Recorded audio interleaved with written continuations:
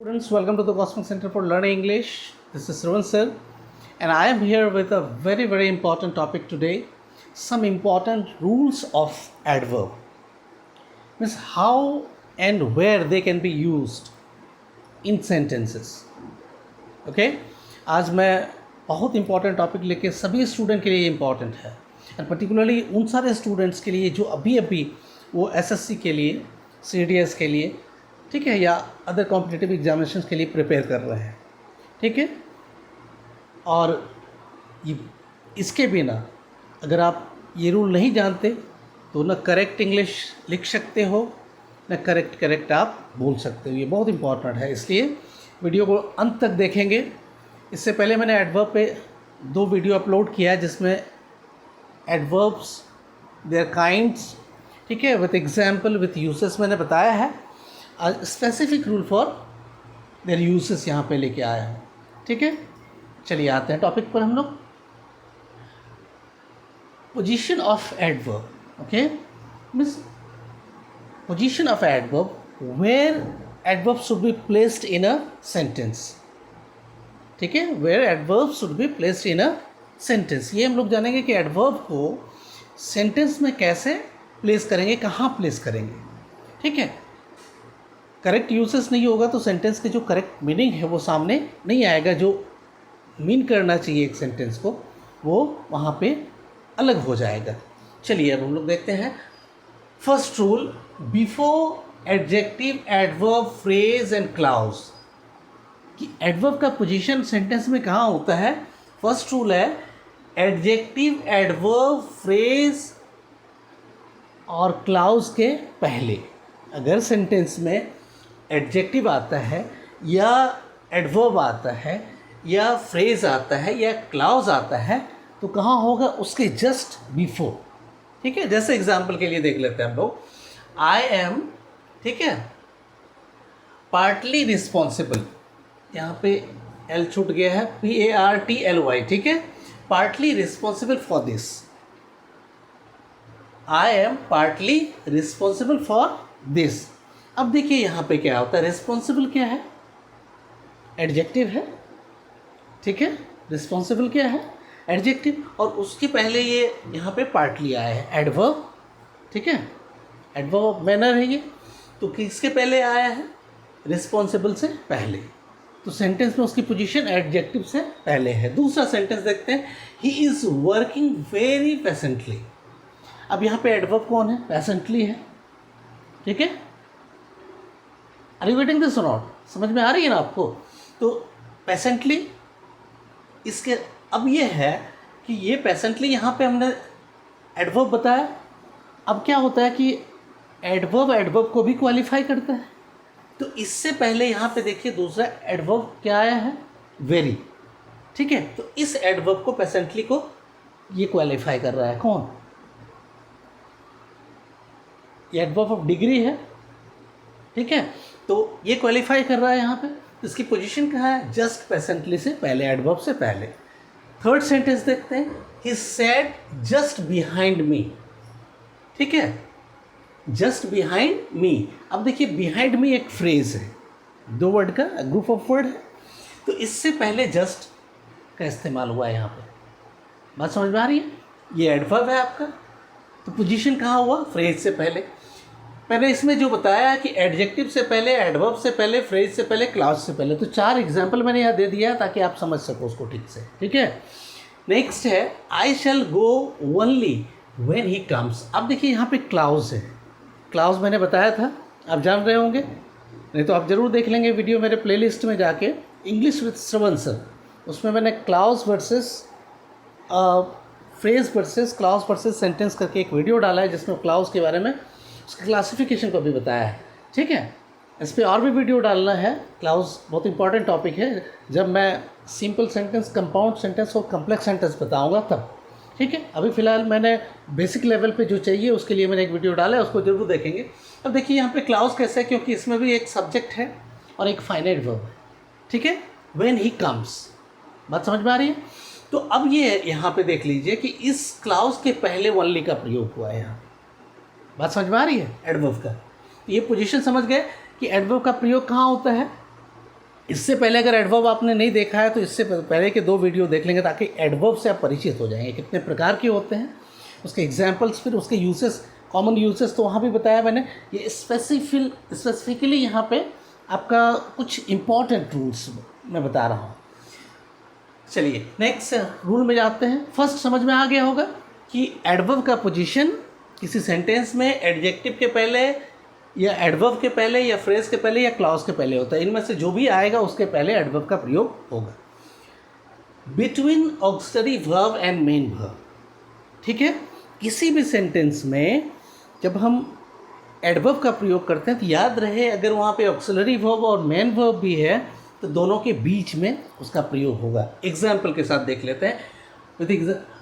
For example, I have never seen it. अब देख लीजिए इस सेंटेंस में हैव क्या है, यहाँ पे ऑक्सिलरी वर्ब है ना, हैव ऑक्सिलरी वर्ब है, और सीन यहाँ पे क्या है, मेन वर्ब है। I have never seen it, मैंने इसको कभी नहीं देखा, ठीक है। चूंकि सेंटेंस प्रेजेंट परफेक्ट में है इसलिए V3 का प्रयोग हुआ है, लेकिन मेन वर्ब यहाँ पे सीन है और ऑक्सिलरी वर्ब हैव है, दोनों के बीच में नेवर का प्रयोग हुआ है। बात समझ में आ गई, ठीक है। रूल नंबर 2 और एक एग्जाम्पल ले लेते हैं। He is patiently doing it.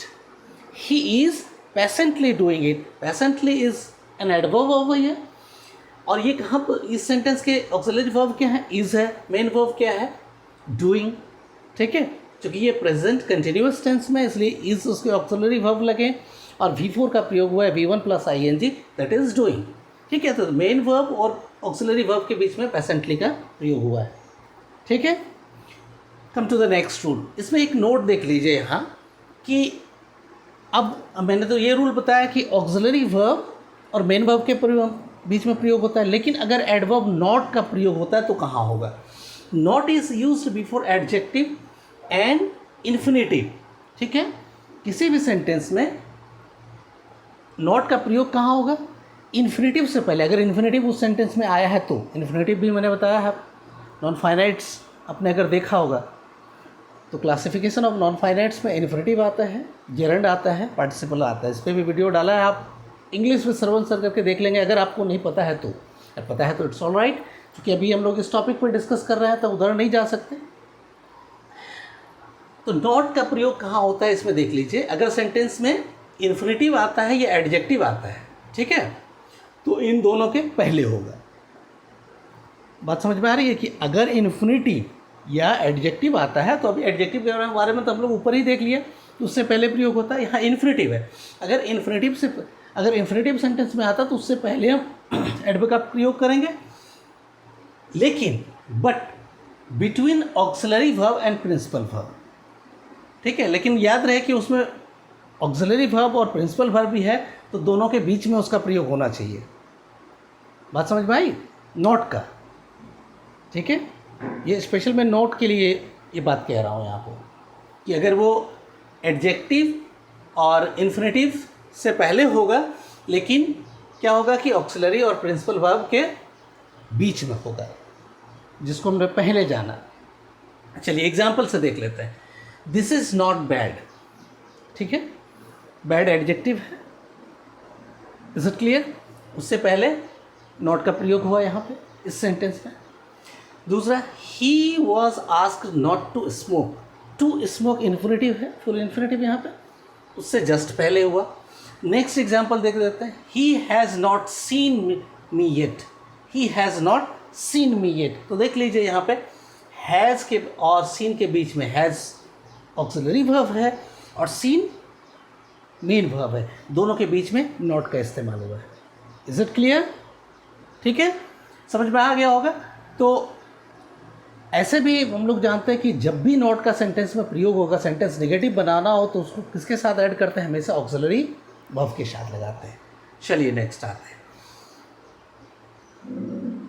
Next rule, in interrogative sentence, ठीक है। इंट्रोगेटिव सेंटेंस में नॉट का प्रयोग क्या होता है वो देख लेते हैं। In interrogative sentence not is used between auxiliary verb and subject. जो नेगेटिव सेंटेंस होता है वहाँ पे नॉट का प्रयोग ऑक्सिलरी वर्ब और सब्जेक्ट के बीच में होता है। जैसे एग्जाम्पल के लिए देख, डिडंट ही कम, मैंने डिड नॉट ही कम यहाँ पे मैंने उसका कॉन्ट्रैक्शन फॉर्म में लिखा है, ठीक है, कॉन्ट्रैक्टेड फॉर्म में लिखा है। तो didn't he come, did auxiliary verb है और ही सब्जेक्ट है, दोनों के बीच में प्रयोग हुआ है। कांट यू हेल्प, कैन यहाँ पे क्या है, ऑक्सिलरी वर्ब है, और यू क्या है, सब्जेक्ट है, दोनों के बीच में नॉट का प्रयोग हुआ। कांट ये कॉन्ट्रैक्शन है कैन नॉट का। चलिए अब आते हैं नेक्स्ट रूल में, adverb of time, place, manner.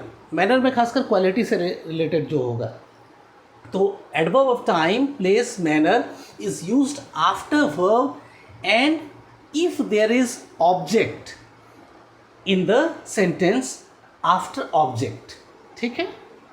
याद रखिएगा कि adverb of time, place, manner का प्रयोग कहाँ होता है, वर्ब के बाद होता है सेंटेंस में, ठीक है। लेकिन अगर उसमें ऑब्जेक्ट भी आया है, सेंटेंस में subject plus verb plus object भी है, तो ऑब्जेक्ट के बाद हम उसको प्रयोग करेंगे। किसका प्रयोग करेंगे, adverb of time, adverb of place और एडवर्ब ऑफ मैनर का। Is it clear? जैसे एग्जाम्पल से देख लेते हैं हम लोग, ठीक है। ही केम हियर, वर्ब यहाँ पे केम है, उसके बाद तुरंत एडवर्ब का प्रयोग हुआ, ठीक है, वर्ब के बाद होता है, अभी बताया था मैंने। दूसरा, I looked for him everywhere. अब यहाँ पे देख लीजिए वर्ब के अलावा ऑब्जेक्ट भी है, आई लुक्ड फॉर हिम, ठीक है। तो ऑब्जेक्ट के बाद यहाँ पे एवरीवेयर लगाया है एडवर्ब को, ठीक है। तो सेंटेंस में अगर वर्ब रहता है, ऑब्जेक्ट नहीं रहता, तो उसके बाद लगेगा एडवर्ब, और अगर वर्ब के अलावा ऑब्जेक्ट भी रहता है तो ऑब्जेक्ट के बाद एडवर्ब का प्रयोग होता है। लेकिन वो कौन एडवर्ब कौन कौन सा होना चाहिए, वो एडवर्ब्स कौन कौन सा होना चाहिए, adverbs of time, adverb of place, adverb of manner, ठीक है। बात समझ में आई? इन सारे एडवर्ब्स को अगर सेंटेंस में प्रयोग करते हैं तो वो वर्ब के बाद आएगा, और अगर उसके साथ ऑब्जेक्ट भी है तो ऑब्जेक्ट के बाद आएगा। एग्जाम्पल यहाँ है, clear. Next,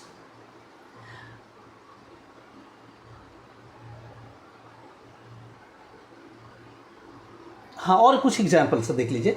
he is writing now, he is writing now, writing verb है, उसके बाद आया है। ही वॉक्स क्विकली, वर्ब के बाद यहाँ भी आया है। ही स्पीक्स वेल, ठीक है, ये वेल यहाँ पे एडवर्ब है, यहाँ पे क्विकली एडवर्ब है, यहाँ पे नाउ एडवर्ब है, ठीक है, वर्ब के बाद होता है, उसी का एग्जाम्पल था। अब देखिए नेक्स्ट रूल कि usually adverb of frequency used after auxiliary verb. क्या होता है कि एडवर्ब ऑफ फ्रीक्वेंसी जो होता है वो ऑक्सिलरी वर्ब के बाद होता है, लेकिन बिफोर अदर वर्ब, ठीक है। एडवर्ब ऑफ फ्रीक्वेंसी का सेंटेंस में यूज़ कहाँ होता है, ऑक्सिलरी वर्ब के बाद, लेकिन जो उसके अलावे अन्य वर्ब हैं उससे पहले, ठीक है। एग्जाम्पल के तौर पे हम लोग देख लेते हैं यहाँ पे, he is always late, is auxiliary verb है, उसके बाद ऑलवेज का मैंने प्रयोग किया एडवर्ब का, ठीक है। बात समझ में आ रही है? देखिए ये ही इज़ ऑलवेज ये एडवर्ब है, तो किसके बाद प्रयोग में आया है ये, यहाँ पर ऑक्सिलरी वर्ब के बाद, ठीक है। Next, he can never do it, तो कैन यहाँ पे ऑक्सिलरी वर्ब है, उसके बाद नेवर का प्रयोग हुआ है, ठीक है, और मेन वर्ब डू है, तो वो तो पहले भी रूल में बता चुका हूँ। तो यहाँ पे ऑक्सिलरी वर्ब के बाद और में दूसरे कोई वर्ब आते हैं, चाहे वो मेन वर्ब हो, ठीक है, तो उससे पहले होगा।